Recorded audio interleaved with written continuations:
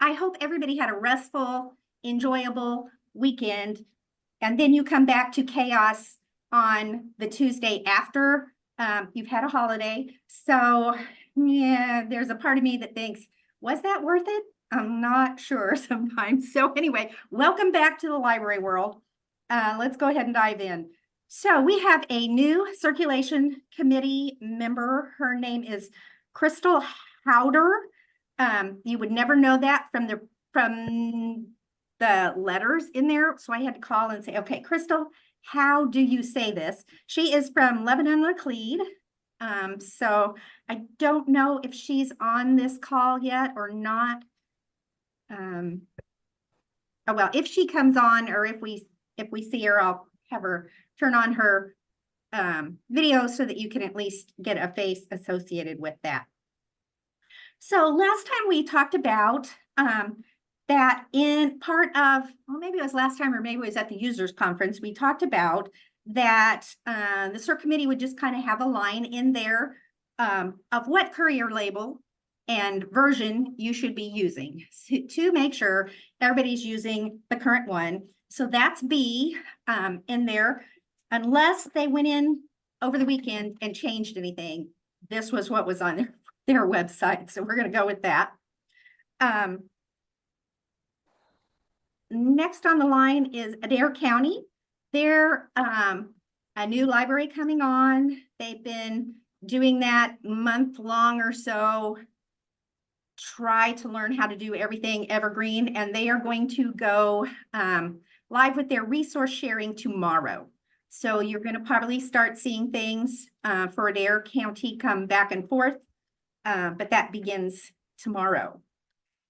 So number D, I had a branch manager call me and said, Rhonda, why is this not working? I don't know why it's not working. So I called Equinox, of course, they're my go-to person. And they have identified a bug in the placehold process. And in the whole scheme of life, this is a pretty little thing. We, as librarians, work around things that don't work quite right all the time. That's what we do. We figure out a way to make it work when it's not working. But if enough people add heat to this bug, they might fix it. And I've heard rumblings that it might not come till 3.13, but even if we could get it fixed by then, it would be better than not. So what happens is, if you are already in the patron's account, when you're ready to place a hold, you go to place hold, pull up the item that you want. If for any reason you click on that title and go into the record and then click view, you can either view or edit. If you click view and then go back to try to place your hold, you lose the patron's information and you have to re-enter it all. The weird thing is, as Equinox was working with this, if you go into edit, they're right there beside each other. If you go into edit, it doesn't lose the information. Makes no sense to me. It doesn't really make sense to them. But if we put enough heat on it, obviously there's a way for it to work because it's doing it for edit. So if you're so inclined to want to get this fixed, like I said, it's a small thing in the whole evergreen world, but why not get it fixed if we can get it fixed? So if you would be so inclined, I would love for you to put heat on this bug. There's instructions on how to put heat on the bug on the very first, that page that opens up for moevergreenlibraries.org. On the right side, there are instructions there for you. If you've never done it before, this is your big chance. Get in there and do it. So I saw Andy was on the call. And so Andy, are you there? I saw him sign in and now he's not talking to me. Well, anyway, in the listserv during the last week or so, Rolla had a situation where a patron ordered, I forget think DVD season 4, disc 4. Let's say that's what they wanted. And instead of this, oh, Andy says he's trying to figure out how to get the mic working. Okay. That's the kind of thing that usually happens to me. So anyway, the patron ordered a certain part to a set. It wasn't like a complete set. They thought they were getting one thing, and lo and behold, they got a different disc. So instead of disc 4, they got disc 2. They went back, looked at the record. Everything seemed to be right that they could see. So I think they tried it again, and they keep getting the wrong one.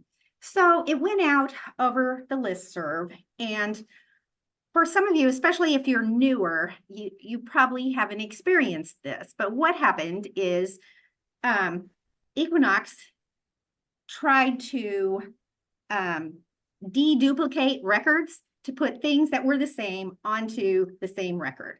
When they merged those records, there was a glitch. So they undid it, unmerged, and eventually got it fixed.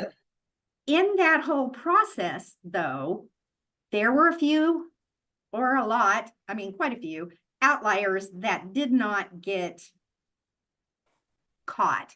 And so it's one of those dedupe mismerge type situations. So if you have a patron who's ordered one thing and it looks like everything looks right, but you're getting a different part, this is probably what has happened. Now, there's not very many of them left, but I'm here to say if there's one, you know there's going to be more. Cataloging does have a fix for this. They know what to do. If your cataloger does not know what to do, have them get in contact with Liz Rudloff, who is our cataloging, our consortium cataloger, or I'm sure Kate Coleman, who is the cataloging chairman, would be happy to show or teach your cataloger what to do to deal with this situation. I don't think it's going to happen very often, but it just happened. And it's like, it took me a while to even figure, okay, how could that work? And then we realized what was going on with it. So questions on any of that? Andy, I just preempted you. I don't know, did you get your microphone working?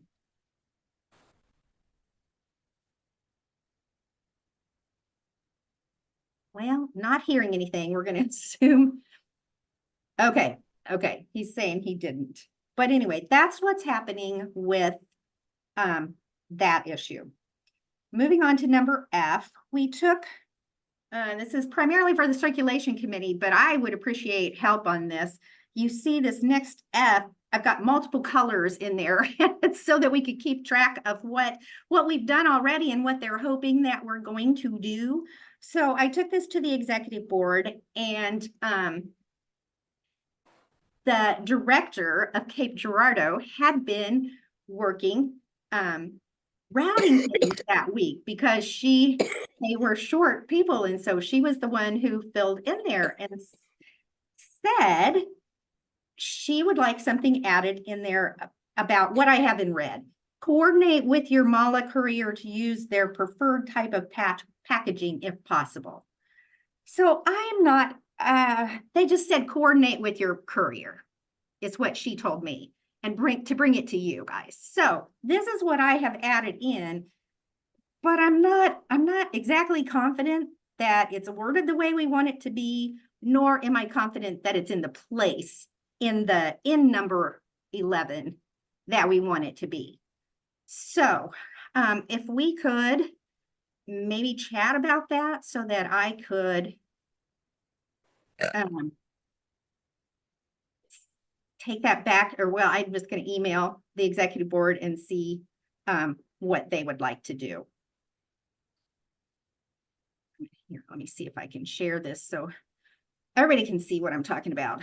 Here we go. So the green is what we already had decided. Everybody's good with that.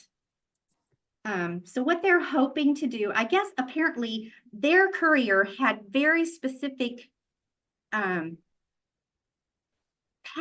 things that worked better for the vehicle that they were using. Hence, coordinating with your courier so that you could, if at all possible, use what's going to work better for them. What do y'all think? I worry it's a little unclear because your courier one day is not the same person that you get the next Exactly. day. So I can respect what she's saying that if they have specific vehicle requirements, we would love to know about those. But otherwise, I worry about the longevity of rules that something one courier tells you one day is not the same thing that you'll hear from the next person. Yeah, I totally agree with that. I mean, it's going to be changeable depending on the vehicle, if they change vehicles, or the person, if they have certain requirements. Um, is this addressed anywhere else in the documentation? Not that I've ever seen. Okay.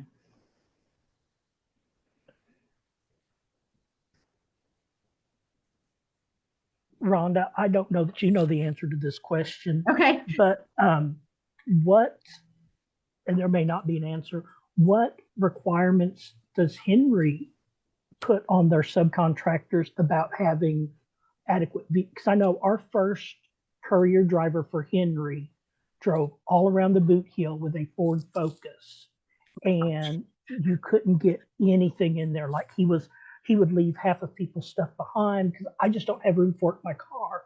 So what's our responsibility for packaging, and what's their responsibility for having adequate transportation? Exactly.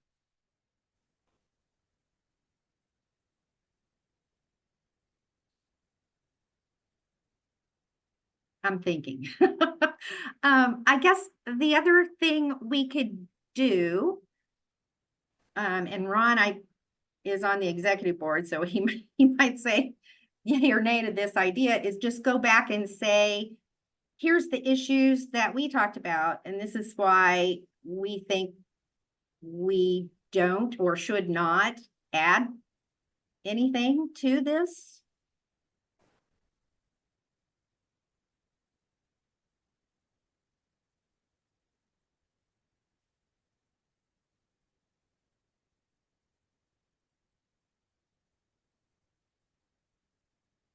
I mean, it does say if possible.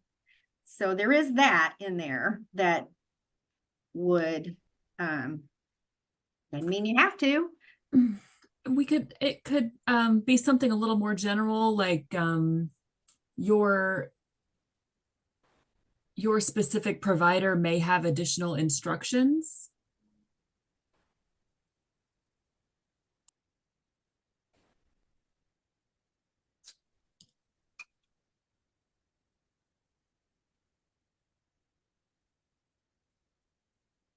I'm writing here.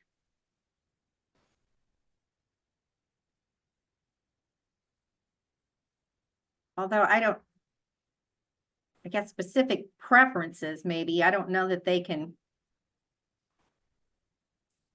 tell us we can't use a box or can't use a tub. Okay, what I'm gonna do is, I think, do some emailing back and forth with the executive board on what we've talked about and see the direction that they want to go on this. Does anybody else have any other ideas?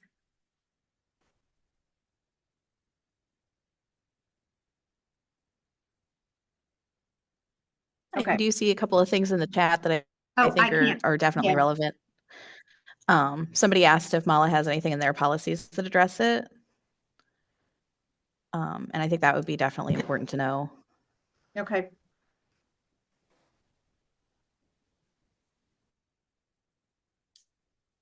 Okay, I can contact them. I've already talked to them once, but I didn't specifically ask that, so. Okay. Thanks, Jen. All right, so let's go on to G. If I can get my. Did somebody else have something else to say?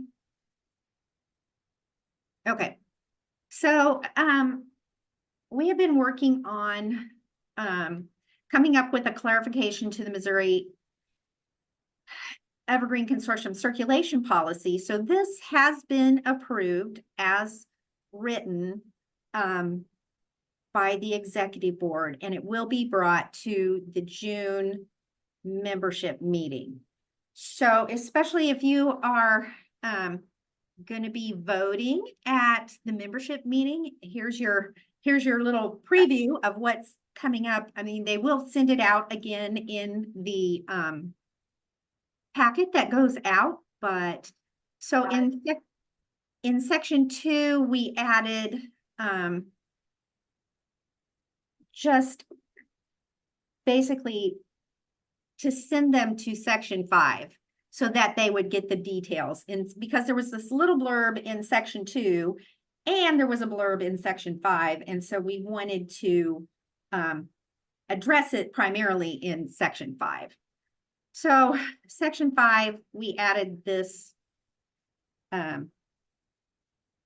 paragraph basically, and tried to clarify a little bit more the things that would potentially not be circulated.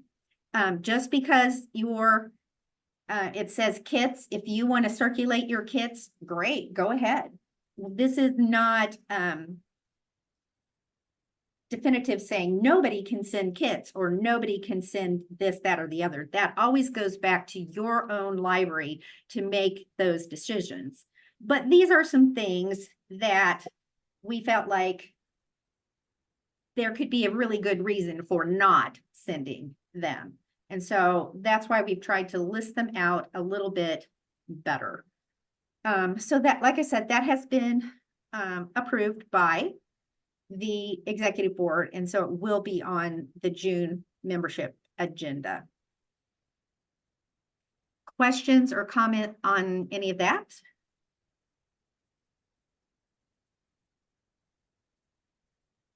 All right. Old business. So for the past 3 or 4 months, I've been saying, come to the meeting, sign in, make sure your name and library's in chat, or view the video, which I'm sorry you have to look at me to do that, but there you go. So for several months, I think 3, we kind of published that ahead of time. And so last week I sent out emails to multiple libraries.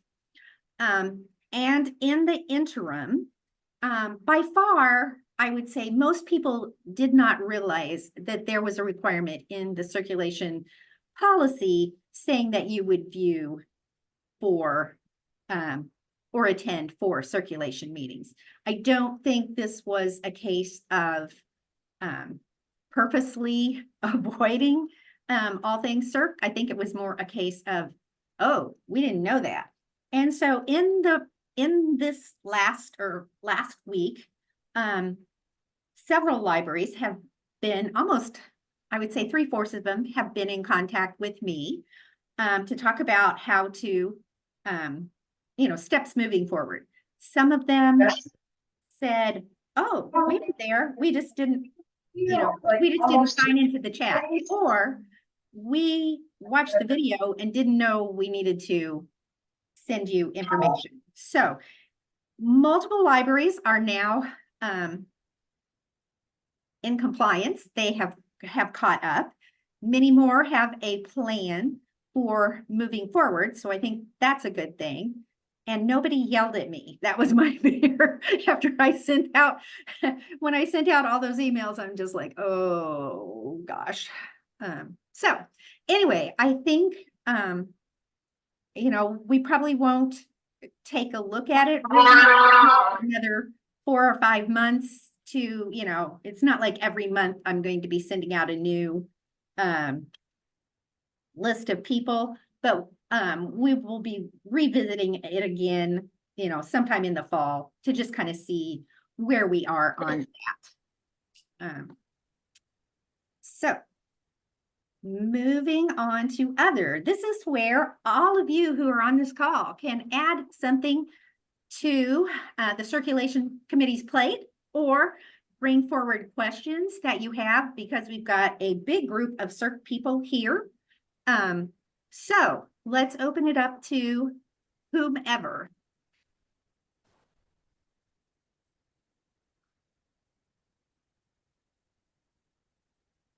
I have a question. I have a question about home borrower and homebound services, and I was wondering how your individual libraries handle home borrowing. Do you have specific collections that are set aside for them, or do you have items that are limited to home borrowers only, just on standard bibs, or are there items that are not cataloged, or do you just borrow freely for your home borrowers? So any thoughts on that? I am curious to hear how libraries are handling it.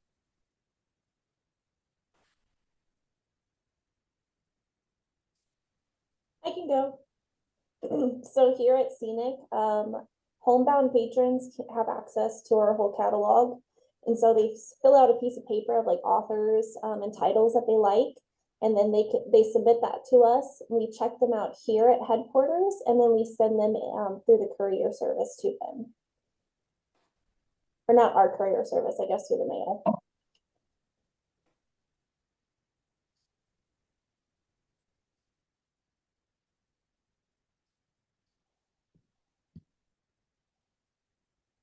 So Macy, you're saying you order just like you would for anybody else. Yep. We treat them like any other patron. There's nothing special for them. I mean, they could even get book club kits if they wanted. If they're having like a book club at their house or something like that, we'll send that to them. So nothing's off limits to them, except maybe like microscopes and stuff like that, like our special collections. Okay, I see something in the chat. I think it's from Little Dixie saying they can order anything they want from Little Dixie's collection. They restrict them to just their collection. Then there's another question. What do you mean by home borrowers? It's homebound. We've recently updated the language to be home borrowers instead of homebound. I'm thinking that it was a little more general. But does anyone have a specific collection that is for home borrowers or homebound patrons only, like a set of items that are restricted for their use alone? Does any library have that?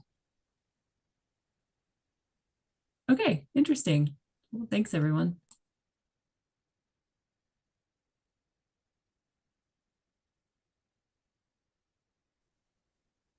Hey, other questions? Anything else?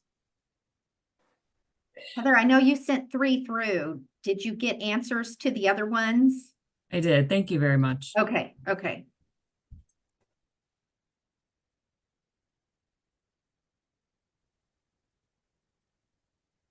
Hey, DeSoto is saying there's no restrictions on their borrowing.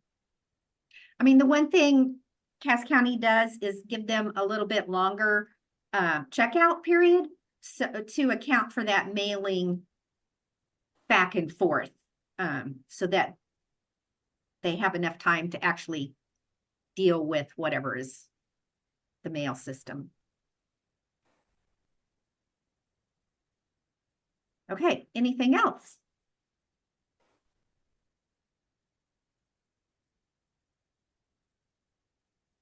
I know as soon as we get off the call, then you're going to come up with the question that you should have asked while we were on the call.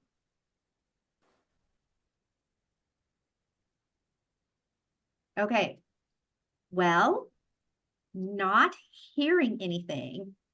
I'm going to say our meeting is concluded. I will follow up with the executive committee on that one issue and see which way they want to go. I would imagine by the June meeting, it will all be determined and everything updated at that point, so. Okay. Going once, going twice? All right, everybody have a super day. Try and get caught up from the long weekend. Bye-bye. Bye. Thank you.